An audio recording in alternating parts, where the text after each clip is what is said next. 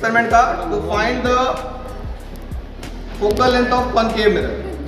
ठीक है, तो सबसे पहले हम क्या करेंगे, इसका एक रफ फोकल लेंथ निकाल लेंगे। रफ फोकल लेंथ कैसे निकालेंगे, अगर कोई ऑब्जेक्ट इनफाइनाइट पे हो तो उसका इमेज कहाँ बनेगा, कहाँ बनेगा, फोकस बनेगा। तो मैं देखता हूँ, सपोज करो सामने की बिल्डिंग जो है हमारे पास वो इनफाइनाइट ऑब्जेक्ट है और मैं चेक करता हूँ उसका इमेज फोकस पे बन रहा है कि नहीं। ठीक है, एक मीटर स्केल ले लेंगे, एक रफ फोकल लेंथ, अंदाजा लग जाएगा कि हमारा आंसर क्या आना चाहिए। ठीक है, तो मैं देखता हूँ इस स्क्रीन पर सामने दीवार पर, सामने वाला जहां पर इमेज शार्प लगेगा वहां हम रोक देंगे।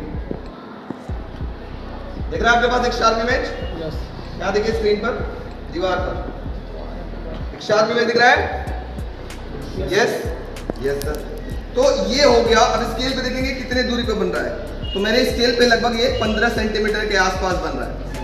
तो हमें एक आइडिया लग गया इसका रफ फोकल लेंथ कितना होगा, 15 सेंटीमीटर। अब इसको हम ऑप्टिकल बेंच पे निकालेंगे। ठीक है, चलते हैं ऑप्टिकल बेंच पे।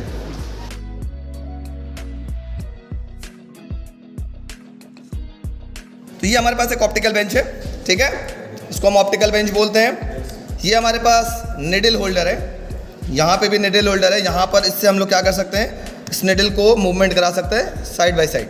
ठीक है, ये दोनों आपके पास side by side needle holder को मूव करा सकते हैं इससे हम लोग। ठीक है, ये हमारे पास लेंस होल्डर है, इसके अंदर कोई मूवमेंट हमें नहीं करानी पड़ती, लेंस को बीचों बीच में हमें या मिरर को हमें बीचों बीच में लगाना पड़ता है। ठीक है, और यहाँ पर आपके पास दिख रहा होगा एक स्केल होगा, ये स्केल की जो मार्किंग होगी एकदम बीचों बीच में एक मार्क है, इसके थ्रू हम लोग मार्किंग को कैलकुलेट करेंगे। ठीक है, जैसा कि हम लोगों ने पिछला एक्सपेरिमेंट में भी हम लोगों ने किया था। ठीक है, आगे बढ़ते हैं हम लोग कैसे हम लोग को परफॉर्म करना है। तो अब हमारे पास इसका रफ फोकल लेंथ कितना आया था, 15 सेंटीमीटर। तो मैं यहाँ पर एक, तो इसमें दो निडल होंगे, एक निडल को हम बना लेंगे ऑब्जेक्ट निडल और दूसरे निडल को हम क्या बना लेंगे, इमेज निडल। पहचानने के लिए हम क्या करेंगे, चाहे तो इसके ऊपर एक पीस ऑफ पेपर को लगा लेंगे साइड में, किसी को भी निडल बना लेंगे। जिसको हम ऑब्जेक्ट निडल बनाएंगे उसके ऊपर मैं पेपर ऐसे लगा लूंगा। ठीक है, क्योंकि हमें डिफरेंशिएट करना आसान हो, देखने में समझ में आ जाए। अब मैं क्या करूंगा, इस मिरर को एक जगह पे फिक्स कर दूंगा। ठीक, जैसे मैंने इसको फिक्स कर दिया 80 पे, सपोज करो, किसी भी पोजीशन पे आप फिक्स कर सकते हैं, कोई टेंशन नहीं। फिक्स करने के बाद रफ फोकल लेंथ कितना आया था, 15 सेंटीमीटर। तो इसका ट्वाइस ऑफ एफ कितना होगा, 30 सेंटीमीटर। मतलब इनकी बीच की जो दूरी हो 15 से 2f के बीच में, तो मैं 15 का मैं इसको 22 पर रख लेता हूँ, इनके बीच की डिस्टेंस को 22। मान लो अगर ये 80 पर है तो इसको हम रख लेते हैं 58 पे रख लें।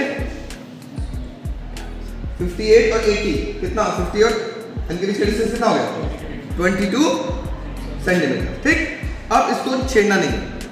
अब एक और काम करना है, बिफोर एक्सपेरिमेंट करने से पहले ये निडल को आप, इमेज निडल को अभी मत लगाइएगा, आप चेक कर लीजिएगा कि इसका एक इन्वर्टेड इमेज इसके अंदर आ रहा है कि नहीं। इसके बीचों बीच से आपको देखना है, चेक करिएगा इसका इन्वर्टेड इमेज इसके अंदर आ रहा है कि नहीं आ रहा होगा तो इस मिरर को इधर उधर करके आप एडजस्ट कर लीजिए। ये पहला काम है, फर्स्ट स्टेप। ये कर लिया तो पूरा एक्सपेरिमेंट लगभग आप कर लेंगे। तो मैं क्या करूँगा, इसमें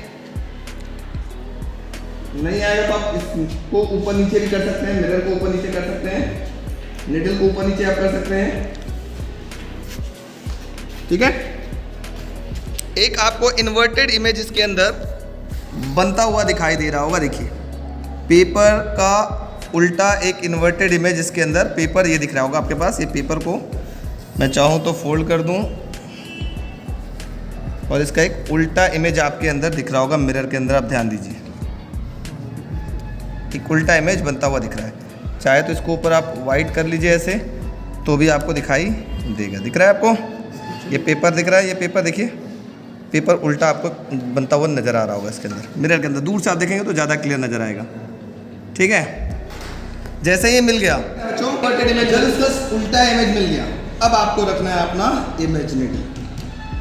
अब ध्यान दीजिए, मिरर के अंदर ये पेपर वाला उल्टा भी दिख रहा होगा और ये भी उल्टा दिख रहा होगा। मुझे इसके उल्टे से कोई मतलब नहीं है। ठीक है, इमेज निडल का ये ओरिजिनल पार्ट और ऑब्जेक्ट निडल का जो उल्टा वाला, इनके टिप टू टिप मिले। इस तरीके से इसको एडजस्ट करिए आगे पीछे करके कि दोनों साथ साथ निडल चले। ठीक है, ऐसे नहीं चलना चाहिए, पैरेलक्स नहीं आना चाहिए, पैरेलक्स को आपको दूर करना है। दोनों टिप टू टिप मिले और आप गर्दन इधर से इधर करिए, गर्दन को हमेशा इधर उधर करते रहिएगा। ठीक है, और साथ साथ चलनी चाहिए। जिस पॉइंट पे चल रहे हैं उस पॉइंट को रोक लीजिएगा, वहीं से फिर आपको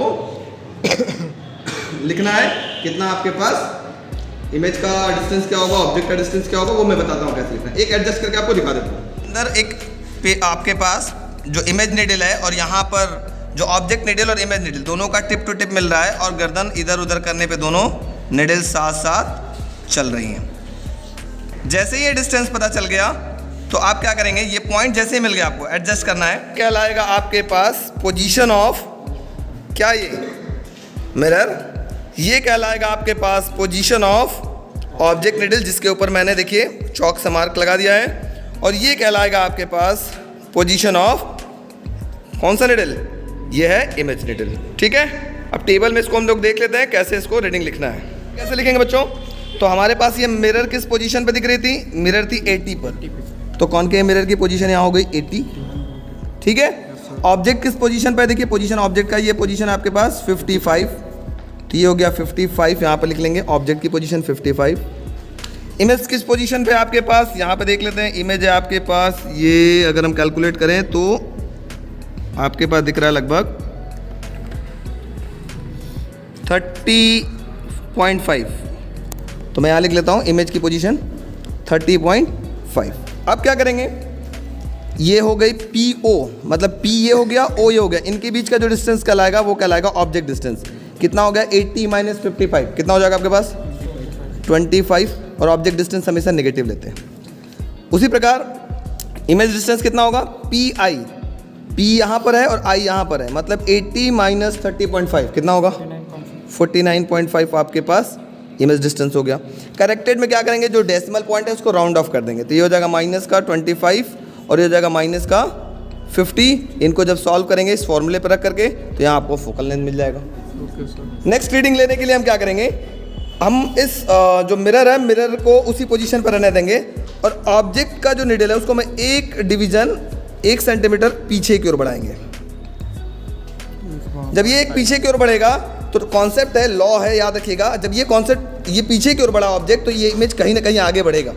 तो आप फिर से एडजस्ट करिएगा, पैरेलैक्स को दूर करिएगा और टिप टू टिप मिलाइएगा, जहाँ पर टिप टू टिप मिले और पैरेलैक्स दूर हो गया वो पोजीशन आप कैलकुलेट करें। अंदाजा आपको एक अप्रॉक्सीमेट पता चल जाएगा कि जो पिछला पोजीशन था उससे कहीं पहले मिलेगा, पीछे नहीं जाएगा, ये निडल पीछे नहीं जाएगा, इससे कहीं आगे ही आएगा, एक अंदाजा आपको मिल जाएगा। ठीक है, इस तरीके से आप 5 रीडिंग डिफरेंट आप निकाल करके निकालेंगे, और क्या पाएंगे, इन पाँचों का जो फोकल लेंथ आएगा लगभग सेम आएगा, इनका आप मीन निकाल लेंगे और रिजल्ट में वही मीन वाला फोकल लेंथ आप लिख देंगे। समझ में आ गया।